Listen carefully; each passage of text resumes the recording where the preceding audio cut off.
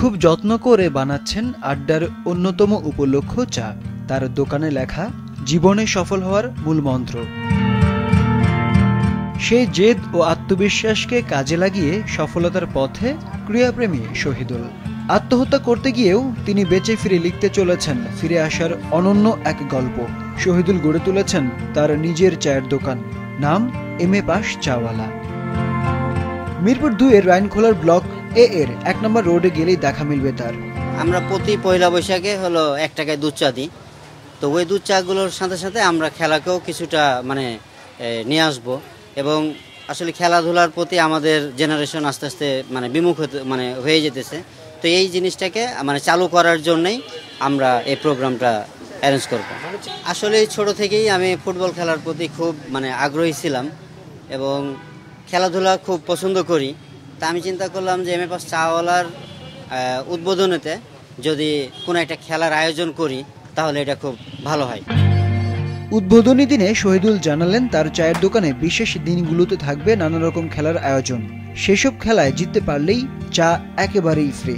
বিভিন্ন যে অকেশনগুলো থাকে, যেমন 21শে ফেব্রুয়ারি, 16 ডিসেম্বর কিংবা 26শে মার্চ, তো এই প্রোগ্রামগুলোতে আমরা খেলাধুলার যে ইভেন্টগুলো রাখবো আমাদের ব্রাঞ্চে। প্রথম দিনে ছিল ডার্ট গেমের ব্যবস্থা। সবাই মিলে মেতেছিল সেই খেলায়। এখানে আসা অতিথিরাও প্রশংসায় পঞ্চমুখ শহীদুলের। বাহবা পাচ্ছেন দর্শনার্থীদের কাছে থেকে। আমার বাবা তো ন্যাশনাল টিমের ক্যাপ্টেন ছিলেন। আমার বাবা শফিকুল হক হীরা, ক্রিকেটার। আমার হাজব্যান্ডও ন্যাশনাল প্লেয়ার, ইশতাক আহমেদ। তো আমার জন্য তো খেলাধুলা, আমি তো দেখে বড় হয়েছি। আমার জন্য তো খেলাধুলা অনেক বড় একটা আমার একটা উইকনেস। আর এটা একটা নতুন কনসেপ্ট, নামটা খুবই ইন্টারেস্টিং, আমার কাছে খুব অ্যাট্রাকটিভ মনে হয়েছে। আর আমি চা খেতে খুব ভালোবাসি, তো আমার তো খুবই ভালো লাগছে।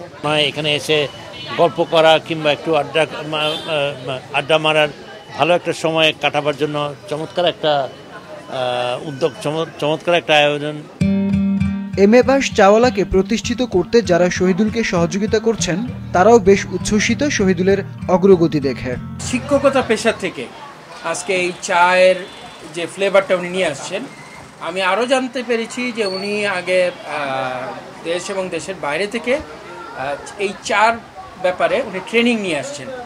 আমার কাছে এই জিনিসটা অনেক অভূতপূর্ব লেগেছে। খাওয়ার অভিজ্ঞতা থেকে বলি যে ওনার চায়ের টেস্টটা অন্যান্য চায়ের থেকে ডিফারেন্ট। 2028 সালের মধ্যে সারা দেশে অন্তত 400টি এমএ পাস চাওয়ালা ব্রাঞ্চ খোলার প্রস্তুতি নিচ্ছেন শহীদুল।